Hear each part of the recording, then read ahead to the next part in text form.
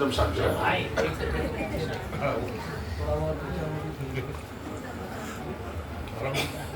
मंगलम शिवारिकाधीश श्रीलाल प्रभु मंगलम मंगलम वल्लभाधीशो मंगलम विठ्ठलेश्वर मंगलम हरिदासस्तु मंगलम श्रीकृष्ण प्रिया मंगलम व्रजभूमिश्च मंगलम पुष्टिमंगलम। बोलिए श्री द्वारिकाधीश की जय, श्री श्रीलाल जी प्यारे की जय, श्री गोवर्धन नाथ की जय, श्री गिरिराज धारण की जय, श्याम सुंदर श्री यमुने महारानी की जय, श्री वल्लभाधीश की जय, श्री गोपीनाथ जी प्रभु की की जय, श्री गुसाई जी परम दयाल की जय। परम भगवती रवि भाई अशोक भाई गांधी का समग्र गांधी परिवार कीर्तनकार मुखिया जी भगवत गुणगान श्रवण करने के लिए पधारे हुए आप सभी श्री वल्लभ के लाड़ेले कृपा पात्र वैष्णवजन, बड़ा ही आनंद का अवसर है। माला पैरामणि के इस अलौकिक मनोरथ में गुरु वैष्णव तीनों का त्रिवेणी संगम यहाँ पर हुआ है। बोली भाग्यशाળી છો। થોડું આપણે ચિંતન કરીએ, સમજવાનો પ્રયત્ન કરીએ। ઘણા સમયથી આ પ્રશ્ન ચાલતો રહ્યો છે, ચર્ચાતો રહ્યો છે। માલા પેરામણી શા માટે કરવામાં આવે છે? બે મતભેદ અત્યારે એમાં ચાલે છે કે જૂની જડવાદી માન્યતા છે કે માલા પેરામણી થવી જ જોઈએ, ના થાય અને ગૌરવની પ્રાપ્તિ ના થાય, બિલકુલ ખોટી માન્યતા છે। થોડો સમય મોબાઈલ સ્વિચ સાયલેન્ટ કરી લેજો બધા, તો વચ્ચે કોઈ ડિસ્ટર્બન્સ ના થાય। આધુનિક માન્યતા છે કે જેને બ્રહ્મ સન્માન લીધું છે, આજીવન ઠાકોરજીના સેવા સ્મરણ કર્યા છે અને ભગવત સેવાથી જીવને ગૌરવની પ્રાપ્તિ થાય છે, તો માલા પેરામણી શા માટે કરવી જોઈએ? એની જરૂર શું છે? ના કરીએ તો ના ચાલે। 84,252 વૈષ્ણવની તો માલા પેરામણી ક્યાં થઈ હતી? તો પછી કરવાની જરૂર શું? એના પર પુસ્તક લખી છે અને બહુ ડિટેલમાં પરંપરા સમજાવી છે, કઈ રીતે થાય, કયો કયો ક્રમ એમાં રીત અનુસાર લેવાય। શ્રી ગુસાઈજીને કઈ કઈ વધાઈઓનું ગાન થાય। ઘણી જગ્યાએ એવું પણ થાય કે કોઈ કીર્તન કરવા વાળો ના હોય, કીર્તનની જાણકારી ના હોય, વિદેશમાં કોઈને કરવી હોય, તો 16 ગ્રંથના કયા કયા પાઠ બોલાવીને પણ માળા પેરામણી થઈ શકે। બહુ ડિટેલમાં પુસ્તક લખી છે જેનાથી યથાર્થ રૂપમાં લોકો સમજી શકે। પણ અત્યારે મને કહ્યું કે બધાને પ્રસાદ લેવાનું બાકી છે, એટલે બહુ સંક્ષિપ્તમાં ટૂંકમાં સમજાવવાનું। માળા પેરામણી જે વૈષ્ણવે બ્રહ્મ સન્માન લીધું હોય અને આજીવન સેવા સ્મરણ કર્યા હોય, એ જીવનો જ્યારે ગોલોકવાસ થાય એની પાછળ કરવામાં આવતી એક ભાવાત્મક પરંપરા છે। સૈદ્ધાંતિક ન કહી શકાય પણ સિદ્ધાંત સંગત પરંપરા છે।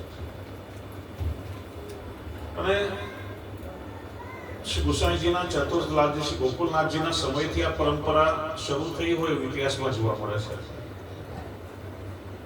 શ્રી ગુસાઈજીના સેવક કૃષ્ણ ભટ્ટ થયા। શ્રી ગુસાઈજીના ખૂબ જ કૃપાપાત્ર અને વારંવાર શ્રીનાથજીની સેવાનું સુખ એમને મળતું। જ્યારે જ્યારે કોઈ મોટો ઉત્સવ હોય કે વિશેષ સેવાનો ક્રમ હોય ત્યારે શ્રી ગુસાઈજી ઉજ્જૈનથી એમને ખાસ શ્રીનાથજીની સેવા માટે બોલાવ્યા। આ પુષ્ટિ માર્ગમાં જે ટિપ્પણીનો ક્રમ ચાલે છે એ કૃષ્ણ ભટ્ટની આડીથી આપણને મળ્યો। બહુ સુંદર પ્રસંગ છે કે મહાસુદ પાંચમ વસંત પંચમીના દિવસે શ્રી ગુસાઈજી શ્રીનાથજીને જગાડવા માટે પધાર્યા અને જોયું કે ઠાકોરજીના કપોળ પર ગુલાલ લાગેલો હતો। ત્યારે વિનંતી કરી, કૃપાનાથ, વસંત પંચમી ઉત્સવ આજે છે અને રાજભોગમાં ખેલ થશે, તો આ કોની સાથે ખેલીને પધાર્યા? આપનો પેલો સેવક છે ને ઉજ્જૈનમાં કૃષ્ણ ભટ્ટ રહે છે, અને પેલો તિથિનો ખ્યાલ ના રહ્યો એટલે ગઈકાલે વસંત પંચમીનો ઉત્સવ મનાવ્યો અને હું ઉજ્જૈન એને ત્યાં ખેલવા માટે પધાર્યો હતો. એટલે કે બધી ઠાકોરજીની કૃપા એમના પર. અને શ્રી ગુસાઈજી જ્યોતિષ શાસ્ત્રના નિષ્ણાત હતા એટલે ઠાકોરજીની સેવામાં કોઈ ભૂલચૂક ના થાય એટલા માટે માસ કરણ યોગ તેથી આખું પંચાક્ષર ગુસાઈજી લખીને મોકલાવતા. ત્યારથી આ ટિપ્પણીની પરંપરા પહેલા શરૂ થઈ. સ્વાસ્થ્ય જ્યારે બગડ્યું ત્યારે મનનો છેલ્લો મનોરથ બંને એમના પુત્ર ગોવિંદ ભટ્ટ અને ગોકુલ ભટ્ટ એમને કહ્યું કે મારી ઈચ્છા છે કે મને તમે વ્રજમાં લઈ જાઓ, શ્રીજી બાબાના દર્શન કરો ગોપાલપુર જઈને અને મારા ગુરુદેવના ચરણ સ્પર્શ થઈ જાય. બંને પુત્રો એમને વ્રજમાં લાવી રહ્યા હતા. રસ્તામાં એમનો દેહ વિલય થઈ ગયો. એટલે બંને પુત્રોને મનમાં ચિંતા થઈ, પિતાની આ છેલ્લી ઈચ્છા પૂરી થઈ શકી નથી, એમની શું ગતિ થઈ હશે. આપણે ત્યાં કહેવત છે ને અંતે મતી બીજું બે વસ્તુ ધ્યાન રાખવું છે. જીવનમાં આવતા દુઃખ અને સુખ એ કર્મોના કારણે આવે છે. માણસનું જીવન કર્મને આધીન છે. પાપ કરો પુણ્ય કરો અને આ કર્મોને ધોવાનું કોઈ ડિટર્જન્ટ આ જગતમાં છે. ઘણા લોકો જીવનભર પાપ કર્યું હોય પછી ધર્માદો કરે, દક્ષિણા કરે, યાત્રાઓ કરે, દાન કરે, આપણે આમ પાપ ધોઈ નાખે. પાપ ધોવાનું કોઈ સાધન જ નથી. પાપનું ફળ પણ ભોગવવું પડે ને પુણ્યનું ફળ પણ ભોગવવું પડે. પરિણામે દુઃખ અને સુખ જીવનમાં આવે છે. કેવલ ને કેવલ ઠાકોરજીની કૃપામાં સામર્થ્ય છે કે જીવના કર્મના બંધનો કાપી શકે, બીજું કોઈ સાધન નથી. એટલે દુઃખ અને સુખ કર્મોથી આવે. તમારો બીજો જન્મ કેવો થશે, કઈ યોનિમાં મળશે, એ માણસના સ્મરણથી નક્કી થાય છે. ઘણા ઉદાહરણો છે આપણે ત્યાં. રાજર્ષિ ભરત તપસ્વી હતા, એક અવસ્થાએ પહોંચ્યા હતા. અંતિમ સમયમાં પેલા હરણના બચ્ચામાં ચિતરાયું ને બીજો જન્મ હરણની યોનિમાં. વસુબાવન વૈષ્ણવની વાર્તામાં રાજનગર વાળા વેપારીની વાર્તા આવે છે. સતત લૌકિકમાં આસક્તિથી શ્વાનની યોનિમાં જન્મ થયો, સર્પની યોનિમાં થયો, ગટરમાં કીડો થઈને જન્મ્યા. ત્યારે શ્રી ગુસાઈજીએ એ ડાબલીમાં ભરી સેવકને આજ્ઞા કરીને યમુનાજીમાં એમને પધરાવ્યા અને સીધી નિકુંજ લીલાની પ્રાર્થના કરાવી. વૈષ્ણવનું કર્મ પણ શુદ્ધ હોવું જોઈએ અને સ્મરણ પણ શુદ્ધ હોવું જોઈએ. કારણ કે બંનેથી જ ભાવિ નક્કી થાય છે. એક બહુ મજાની વાત તમને કહું કે માણસ રૂપિયા પૈસા સાધનો ભેગું કરવામાં પાપ પુણ્ય સાચો ખોટો કોઈ વિચાર કરતો નથી. જે રીતે મને આપણે ભેગું જ કરી લેવું છે બસ. પણ મજાની વાત એ છે પાપ પુણ્યનો વિચાર કર્યા વગર જે કંઈ આપણે ભેગું કરીએ છીએ ને એ બધું મૂકીને જવું પડે છે. પણ એના માટે કરેલા કર્મો એ જન્મ જન્માંતર ભોગવવા પડે છે. એ તમારી સાથે આવે છે. હંમેશા કર્મ કરવામાં વિવેક રાખો. પ્રભુનું સ્મરણ હશે ને તો બીજો ભાવ પણ તમારો વર્ગિત થશે. સુરદાસજી આદિને છેલ્લા સમયમાં પૂછાયું કઈ લીલામાં, कौन सी લીલા में आपको चित्त है? રાધે બેઠી તિલક સવારતી કંજન રૂપ નયન રસ માટે લીલામાં ચિત્ત પરોવી અને લીલામાં પ્રાર્થના કરી છે. કૃષ્ણ ભટ્ટનું ચિત્ત ક્યાં હતું?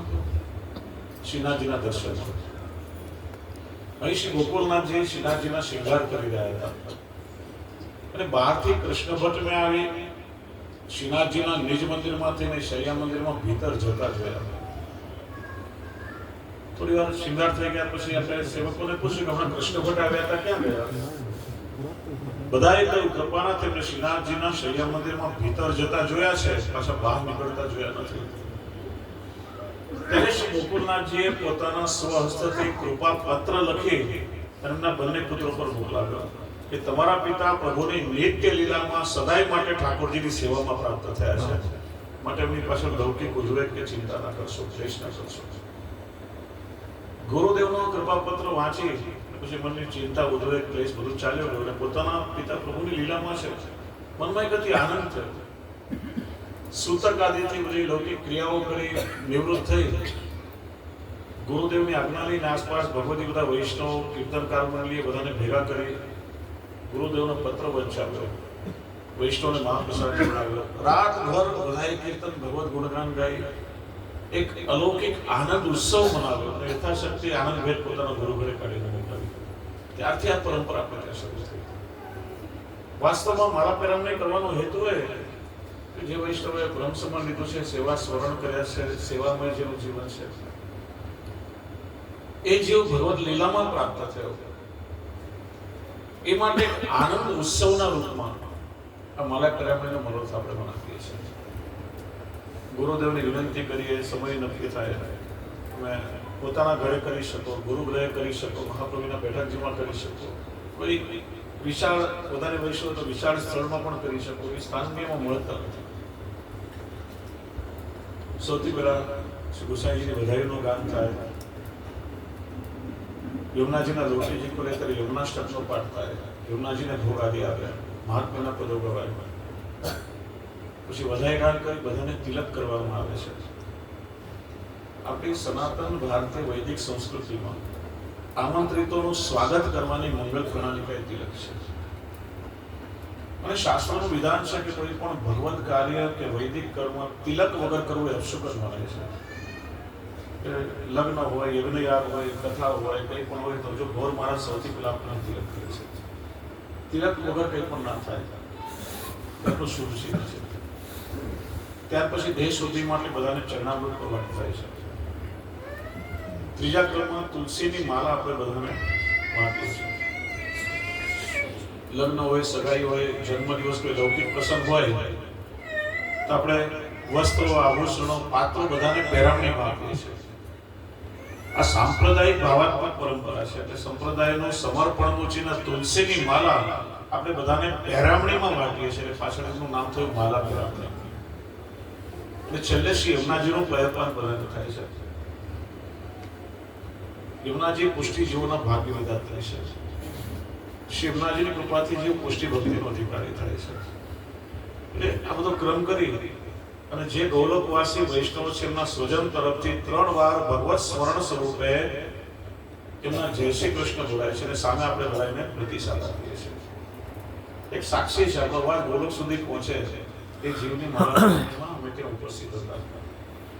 અને છેલ્લે શરણ આયે સોઈ તારે જે જન અને પરમ કૃપાલુ શ્રી વલ્લભનંદન અથવા તો રુચિર પદ કમલ શ્રી વલ્લભાધીશ કે બેમાંથી કોઈ એક પદનું ગાન કરી પછી માલા પરામણીનું સમાપન થાય.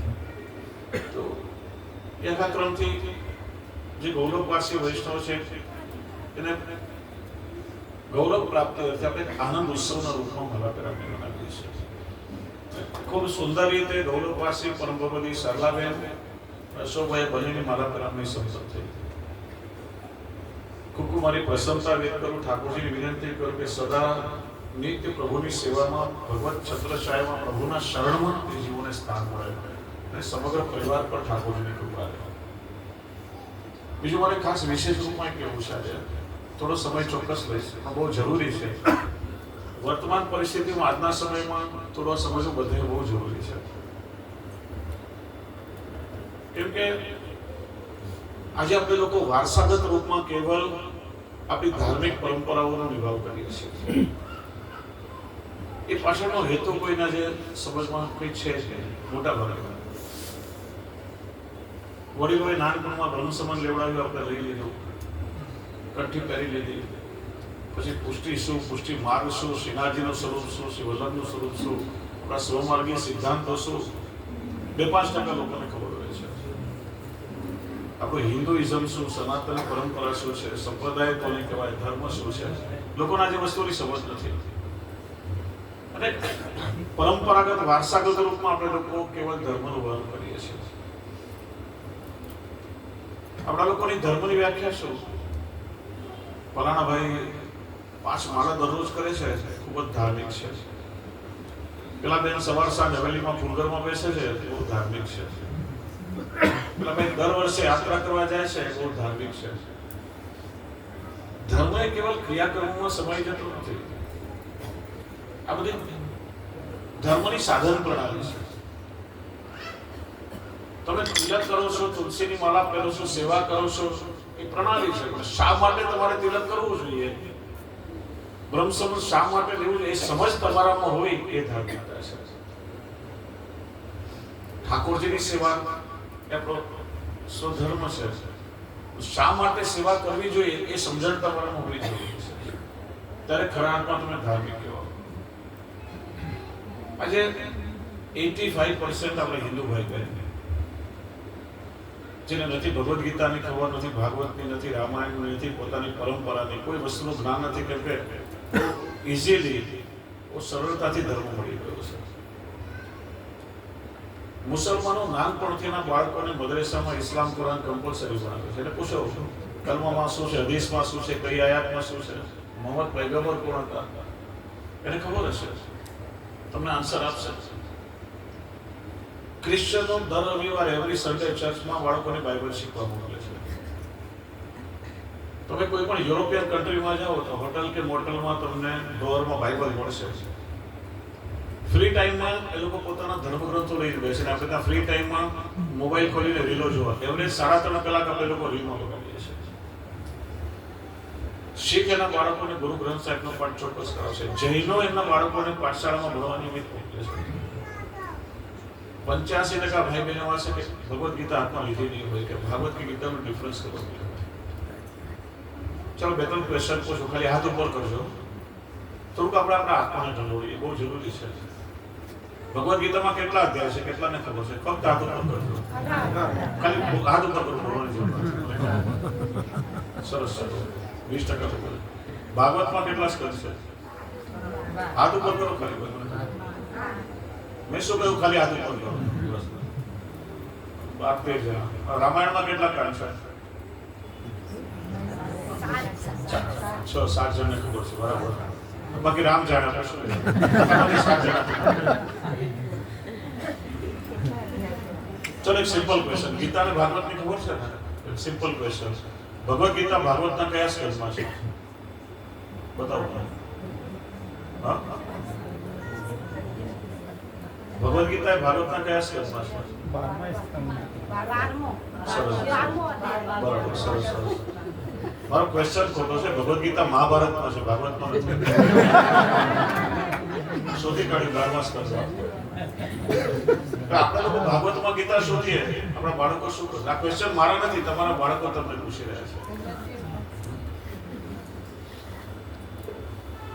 આજે મમ્મી ટિકટોકમાં ડાન્સ કરીને રીલ બનાવતી હશે, બાળકો શું કરશે?